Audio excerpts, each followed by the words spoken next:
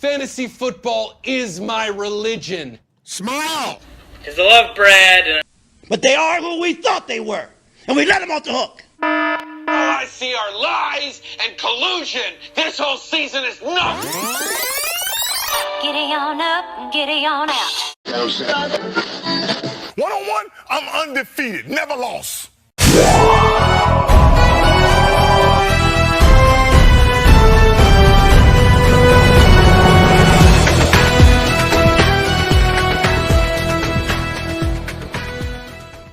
Hey guys, welcome to another episode of Fantasy Gravy, the official podcast of the Kappa Sigma Alumni Fantasy Football League. How you doing, Stu?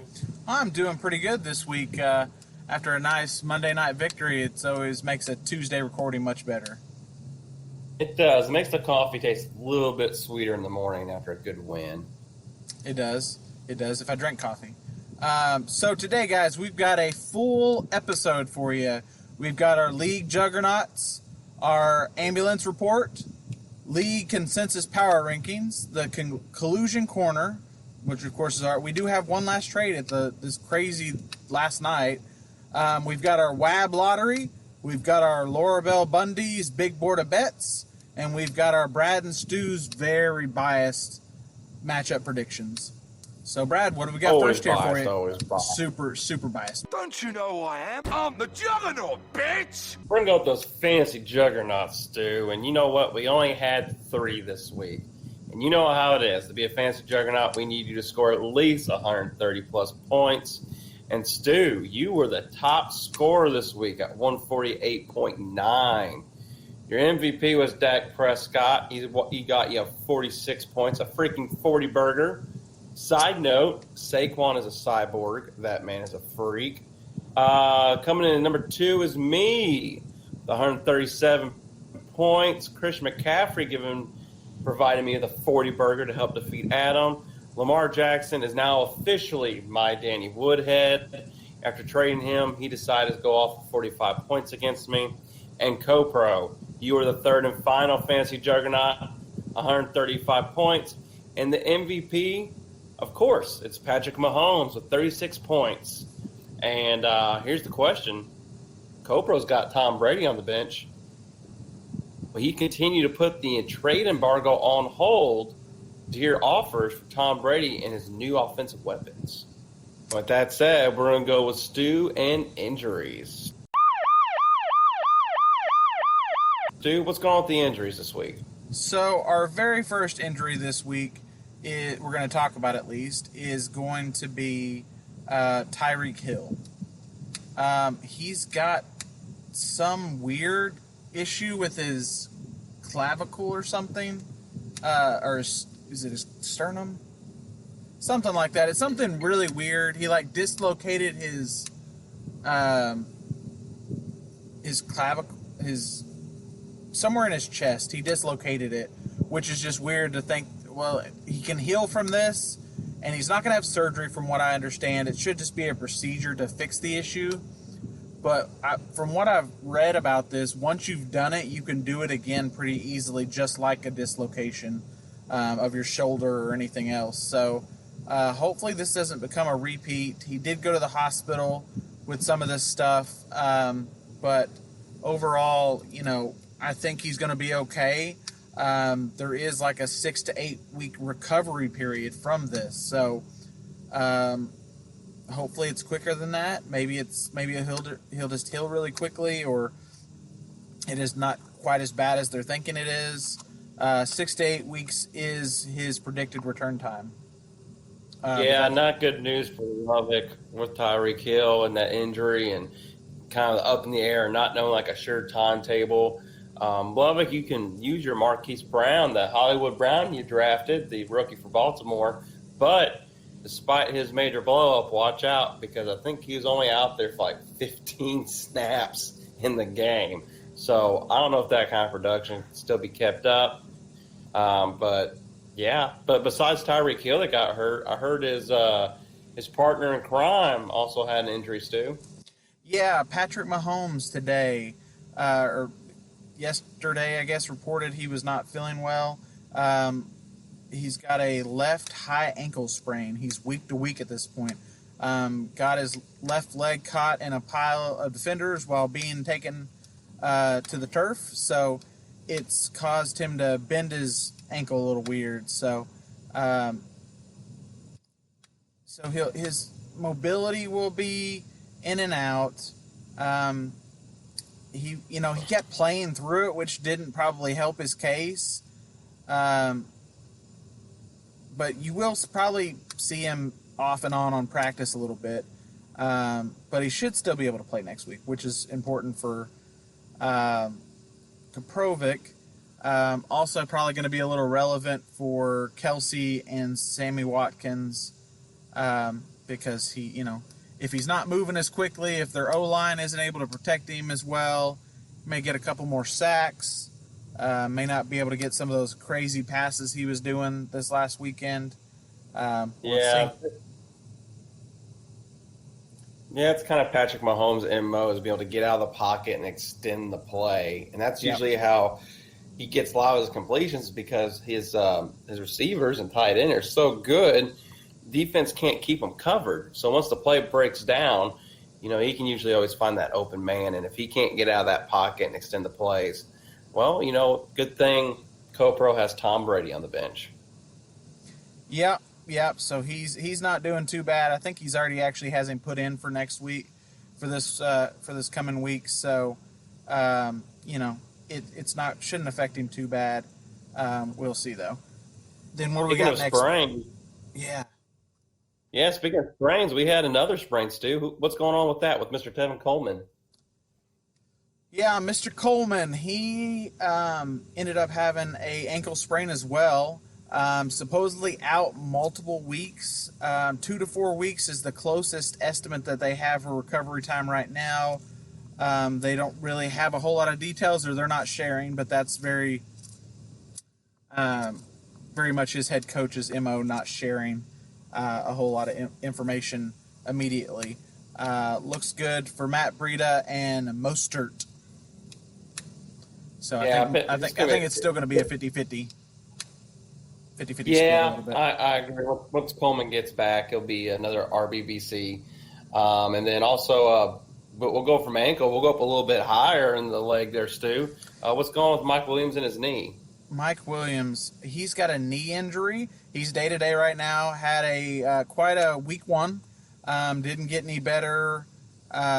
In the second half, he hauled in a 17-yard reception on a cross route, injured his knee. Of course, ended his day, which didn't help anybody out. He was grabbing his knee, which did you actually see that at all? I did not. Unfortunately, I wasn't able to watch that game.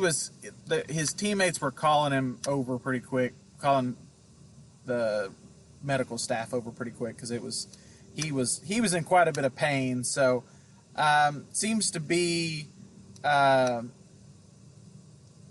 great signs there, but they don't have a solid timeline on his return yet. Hopefully it's just, muscle tightness, or that's it, but we will have to see. It may swell with practices. Hopefully he's rested it up for the last couple of days. Yeah, and let's hope that's what it is. It's nothing structural, because Mike Williams just started his career out with back problems, and he got drafted in the NFL, and he was out his entire rookie year, basically. So, big uptick for Keenan Allen and Hunter Henry, and definitely Austin Eckler if Mike Williams is out. Those three are fantasy stock's going to rise a bit if Mike Williams is out for next week. And then we'll go from the knee to the hand. Stu, what's going on with old Baker Mayfield? Well, the man got beat around Sunday afternoon, and that may have accounted for some of those interceptions. Apparently bruised his hand. Just probably going to be day to day. Quarterbacks do kind of need their hands for some reason to throw a football. So it's nothing crazy. Part of the reason why it's really that second half was so bad. He was seen leaving the stadium with his hand wrapped up. So he was getting X-rays. Everything was negative, indicated the injury isn't serious, but may include the thumb. So, we've seen quarterbacks in the past have thumb injuries and really just messes with your year, and it's not a quick, easy thing to recover from because they are literally throwing footballs all day. So, he's probably going to need to get stretched out if it's not hurt. It's going to be sore, could throw off his accuracy a little bit. So, we'll have to keep monitoring that one. It's day to day. Yeah, so Vince might want to look at a different quarterback next week, and then from the hand, we'll go right back to the ankle. Mr. Joe Mixon, what's going on with old Joe? He exited the game Sunday early with the sprain of his left ankle. His foot got caught up in turf, kind of twisted it inwards, looked kind of weird and funky. If you looked at it, it didn't look super awful, but apparently he did get it twisted up. Most likely just a miss practice time this week, but he should be able to play week 2. They get used to. As much as they play on turf, you're going to get used to it. They're going to have stuff like this happen. Ankle injuries clearly abundant this week. So it's something they deal with, something he's going to get used to. He's going to probably wrap his ankle pretty well this week during practice and during the game. Might miss a little bit just to recover, have a professional recovery day, and he should still be there week 2. Yeah, and who's out there in waivers? Mr. Giovanni Bernard. Every year he doesn't get drafted, and every year people clamoring to claim him. So we'll see how much old Giovanni goes if Joe Mixon's diagnosis comes out any worse tonight or tomorrow. Yeah. And Darius Geis. Man, so a lot of teams rolled the Geis out there and threw him out there. Washington sure did and made AP an inactive. What's going on with his right knee? He apparently injured his meniscus. Could be out a couple of weeks. The news broke. He didn't even report it on Sunday. News didn't break until yesterday, which is the worst. Because, if he does it in game, they stop playing him, he goes from there and recovers. But, whenever it flares up Monday morning and they're reporting it then, that tends to be a lot worse because he went to sleep and got down from his adrenaline rush. And from there, just, it started to hurt. So he should be out 2 to 4 weeks is what it's looking like right now. He did hurt his right knee in college. He had this is the opposite knee of what he hurt last year. So now he's looking at both bad knees, not a great thing. It's going to be very dicey. I feel like we're going to see a lot of people attempting to pick up Chris Thompson this week. Yep. AP may be a little more valuable than what he was last week, so AP maybe do the first 2 downs, and then we got our receptions from Chris Thompson. So the only problem with Washington is their offense. I just don't think it's going to be that good. But I think I would take Chris Thompson over AP right now. They're going to have to pass. They're going to be behind most games. But that's just my opinion on it. No, I agree. Stu, you want to give us a quick – those are the injuries. Stu, you want to get a quick update in Dynasty? Here we go. All right, so Brad and I both won. It was close for me until the very end. I had a good outing. Again, Josh Jacobs helped me secure 20 points there at the very end of the night, and so helped me get over my victory. Pretty sure Hopkins and Deshaun Watson helped Brad in both leagues. So just a little bit. Yeah, just ever so slightly. I'm pretty sure the Sheps don't like us right now because I beat Adam in Dynasty. I beat Matt in the redraft league, and now we swap people that we're playing against. So this week I play Matt in Dynasty, and Brad play Adam in regular redraft, and Brad does the opposite. So the Sheps could end up with a 0-2 record in both seasons at the beginning of the season here. So Yeah. they're just not going to look forward to playing us this year. Yeah, and so Dixon lost his matchup. Rod won. And our week 2 predictions is looking at sleepers. Stu, you got 64% chance to beat Matt. Dixon, you got a 70% chance to beat Rod. And I have an 85% chance to beat Adam. So that's good. Yep. And then so let's go ahead and go to the league consensus rankings. I literally just updated them because we did have more people put them in. So some stuff has switched around since we actually started the podcast. Oh, yes, it has. Oh, yeah. man. Yeah. It's changed a little bit. Yeah. So at number 12, the league says it's Lubbock. Wow. The yeah. injuries, love it. Yeah. From the top to the bottom. Could this be our very first to worst? Oh, that would... From the Bundy to the dildo? Is it possible? I'm pretty sure we'd have to rename the dildo. Oh. We'd have to name it the Lubbock. I'm pretty sure. Lubbock, I'm telling you right now, you need to listen to Gideon. You just need to download every Laura Bell Bundy song, and that's all you need to listen to on the way to work. Every day, from now to the end of the season, just to try to get some good luck. Because... Sam Bradford hates you. Oh. We all know he's a fancy reaper. He comes after people, try to extend his career, sucks their life for us, and he came after you with Tim Coleman and Tyreek Hill, and he almost got Juju. So watch out, Lubbock. And then coming at number 11, we got Rod. Yeah, Rod has had a rough team. He's been trying to do some pickups, but this was just a weird week in general. There were a lot of players down that shouldn't have been. Devontae Adams should have been up, and, man scored like 5 points. So, I'm not putting up too much stock that this is the way the league is going to end up in 6 weeks. But for right now, yeah, I can't disagree. Next up, we've got Day, the double tight end himself. Yeah, I don't know how well that's going to work out, man. Yeah, the Eagles are spreading that ball around a lot more than they did last year. Yeah.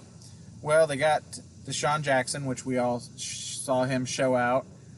Even with his hurt finger or broken finger this last week. Alshon looked good. Yeah. Sanders was getting his fair share. So, I don't know that double tight end move is going to work out very well for you, but we'll see. Next up, we've got Vince. Hopefully. What is it? Yeah, Vince. Baker didn't do too good of a job for you. No, he didn't. He had some rough plays. Mo had Todd Gurley really. Todd Gurley was giving up runs to Malcolm Brown. I mean, the man didn't show up. He looked good late. Well, he didn't show up till the fourth quarter. Yeah. He still. The sad part is he still got the most carries for the team, but still just didn't do Todd Gurley things. No, they're going to limit him all season. Is kind of what it looks like. I hope they don't for your own sake, Vince. But the good news is David Johnson looked really, really good. Yeah, he did. Much better than he ever did for me last year. So. That may be your saving grace, and Todd Gurley got drafted late for a reason. So, Coming all right. in number 8, we got Adam. Adam, yeah, that's he had a rougher game. He actually did pretty well for points, and almost actually was able to come back and beat you. But you did have a pretty crazy Deshaun Hopkins pairing there, or Fuller. Fuller. I had the Watson Fuller. Yeah, Fuller experience. But yeah, just Deshaun Watson was able to carry me over. Just lucky after what Lamar Jackson did. But I guess Adam, people may not be happy with the Lamar Jackson trading him away for Mitchell Trubisky, and that might be a reason for the rankings. But we'll get into that later. Yeah, we definitely will. Then we've got Matt. Matt, you definitely put up a fight. It was not just one-sided. I thought your defense was going to destroy me the first half of those first games.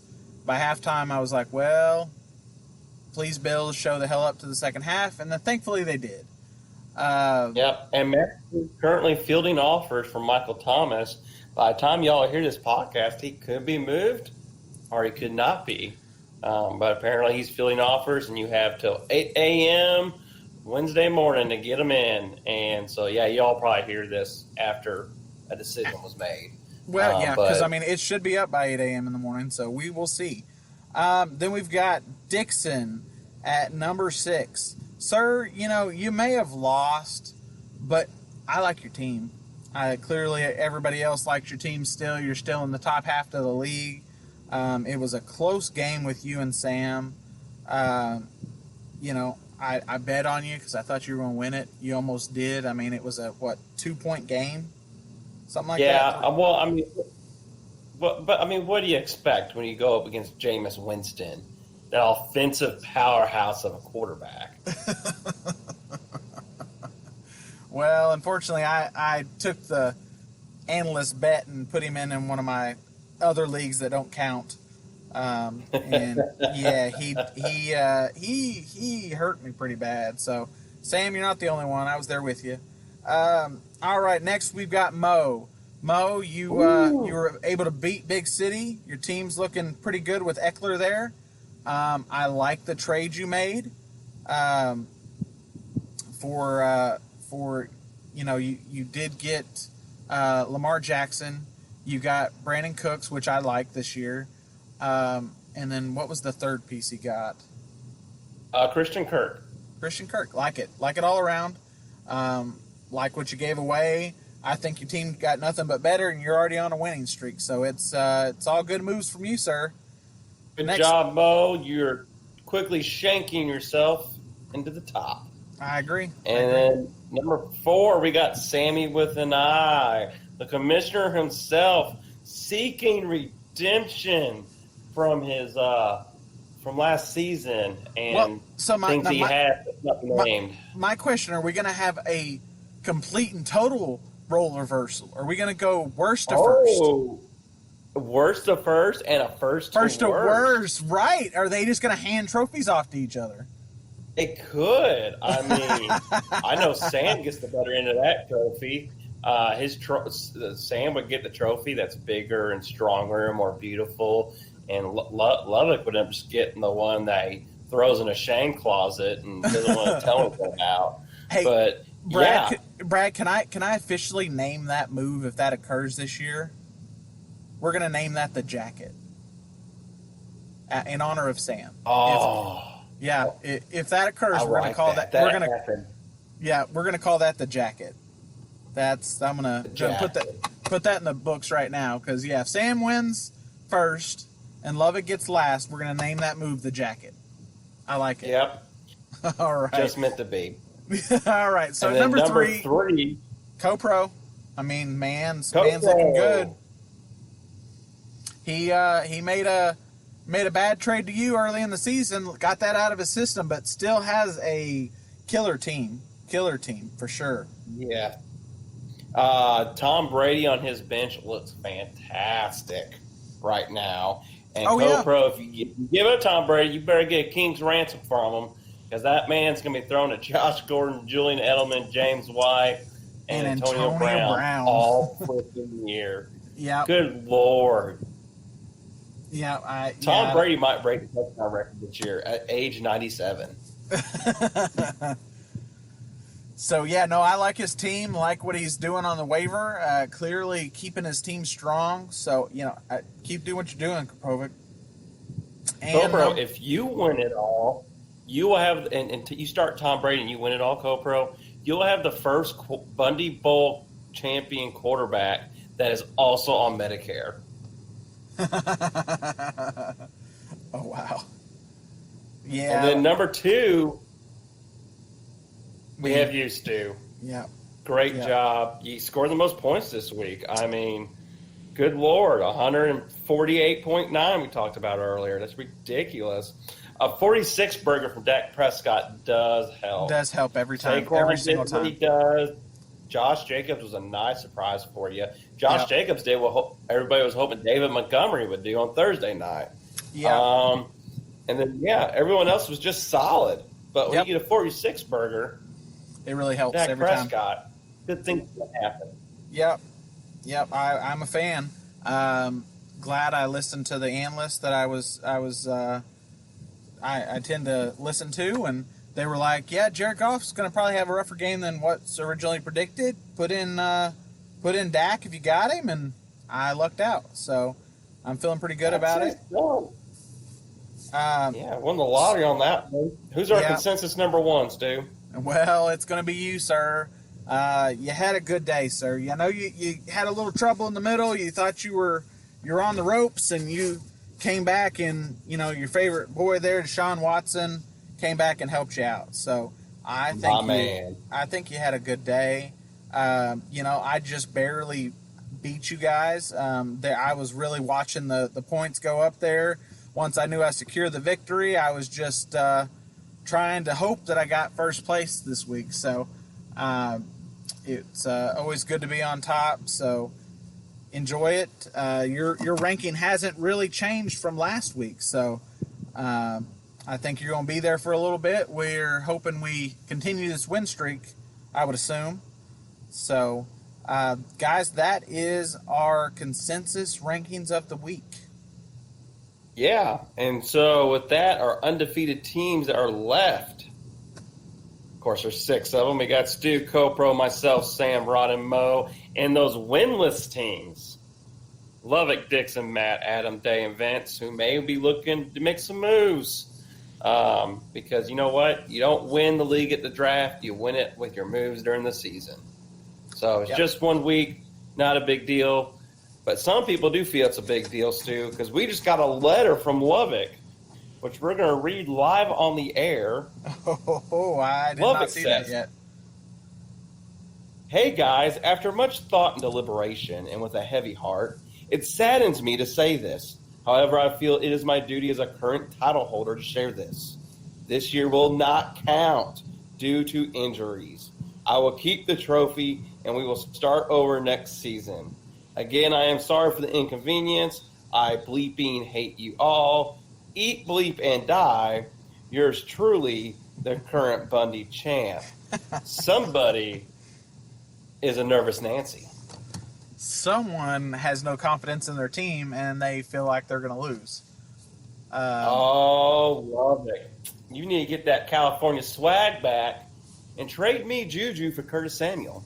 That's what you need. Lovick, how can you have your team have faith in you and help you win points every week if you don't have faith in your own team, buddy? What a letter. So we'll see what happens. Lovick's really good. He'll hit that waiver wire. I know he'll get his team back where it needs to be, and he'll be suiting up ready to win next week and talking trash. And that's one reason we love the league. We love it when y'all talk trash. But Stu, are you ready for some Collusion Corner? Oh, we've got a doozy for you today, fellas. All right, so we've got a 6-player trade, a 3-for-3. Doesn't happen very often in this league. It's normally a 1-for-2 or a 2-for-3 or a 2-for-4. A 3-for-3 almost never occurs in this league, and it's a crazy one at that.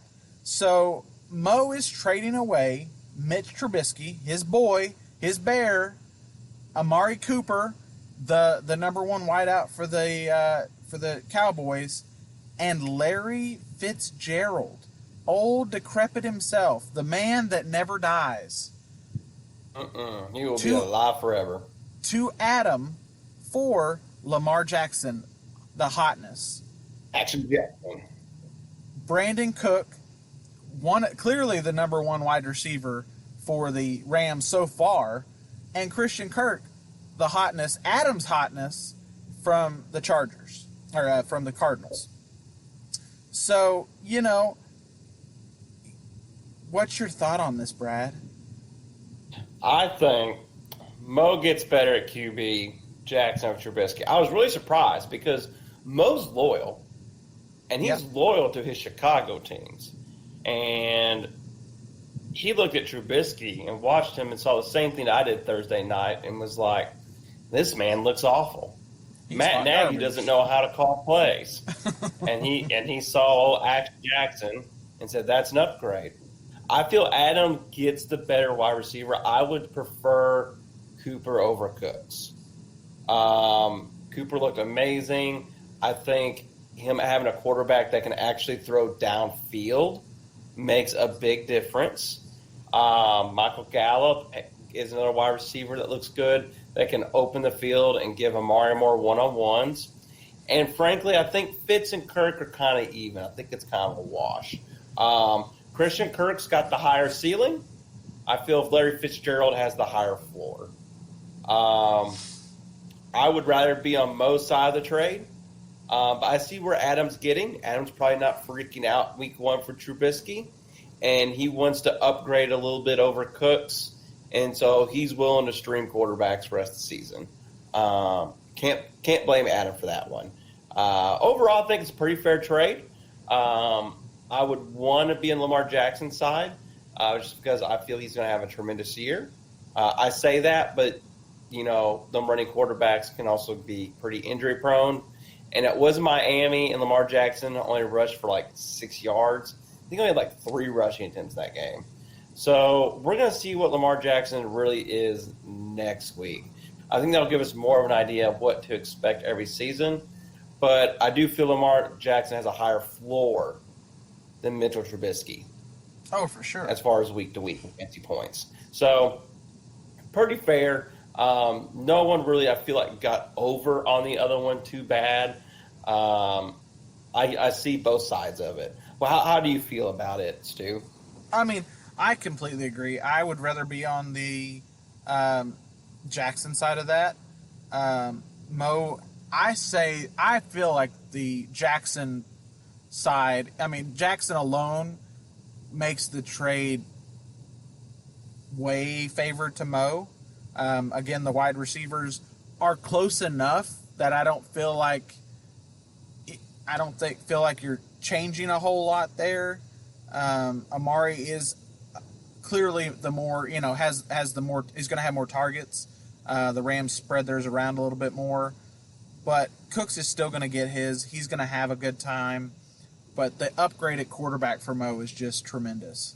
And yeah, the Cardinals wide receivers, they're all, one's got more history and going to have a little bit, he's the more solid target. The other one's the younger one that is trying to come up in the league. So until that offense and play calling gets a little better, you're really not going to know what you got there. But yeah, I mean, I like Mo's side of it. But what's going on with our WAPs? Well, not much action. It's like, well, not until tonight. Tonight's when it's really going to get crazy. So we record before the waivers go through. But we'll probably talk about some of those next week, and the WAB lotto is going to be way, way different. Right now, everyone has $100 points still, except for Adam. Adam has 86. I have no earthly clue what he spent them on. I looked and looked, and I didn't really notice it. So whoever it was, yeah, I have no clue.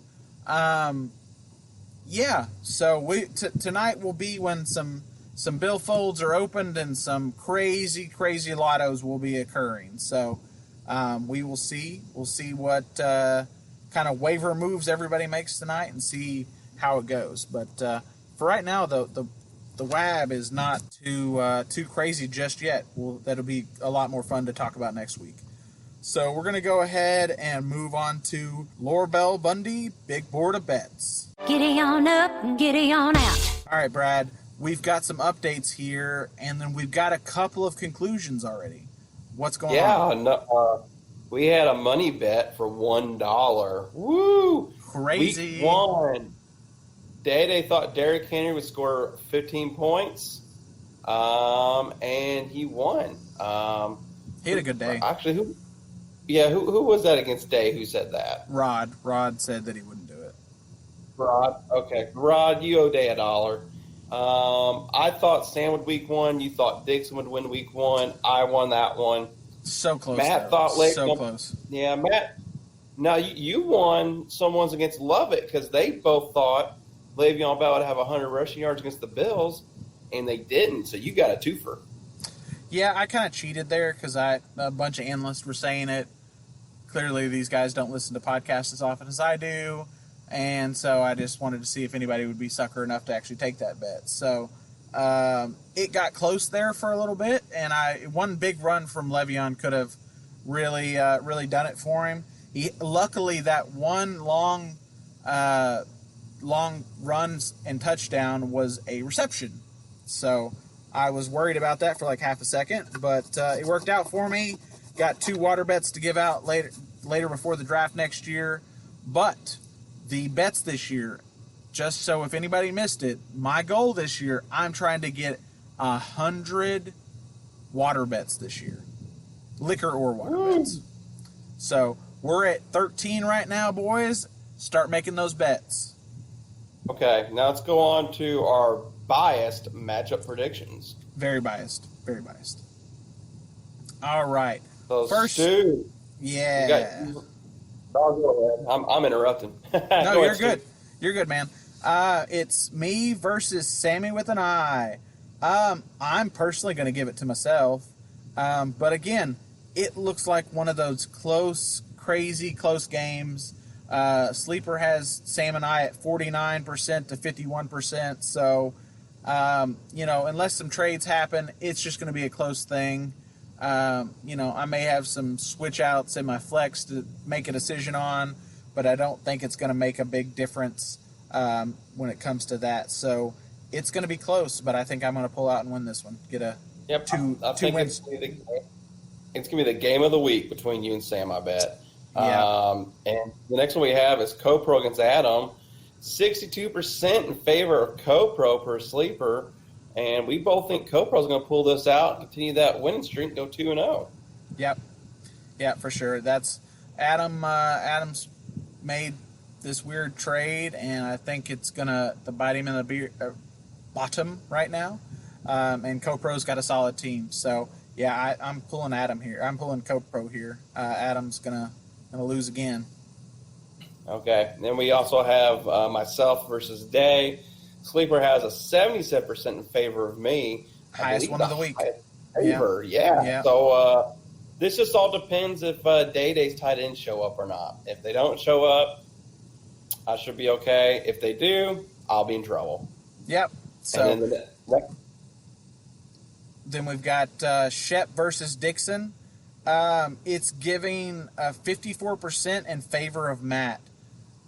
So I think we're going to have another one of these close games. Brad, you're saying Matt, and I'm saying Dixon. Are we making this our bet of the week? Yeah, I think so. Water bet? Water bets. Put it on the board, fellas. All Put right. it on the board. So Flash. Dixon, listen to me here. Please beat Matt. I've bet on you 2 weeks in a row. Don't burn me. You got this. So Dixon.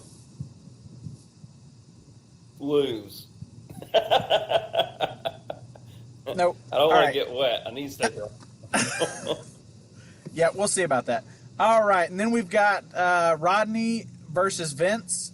That's a 72% favor for Vince.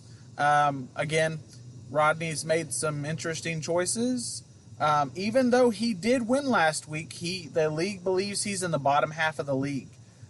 So I think Vince has got this one. It's going to be closer than what Sleeper, I think, is saying, but I still think Vince will pull it out. Okay. And then the next one we have, the very last matchup, is Lovick versus Mo. Sleeper has a 67% chance of Mo winning. And I think they're right. That would continue the trajectory from first to worst. Yep. So I think that's definitely going to happen. And Sleeper doesn't even have the new statistics for Mo's team.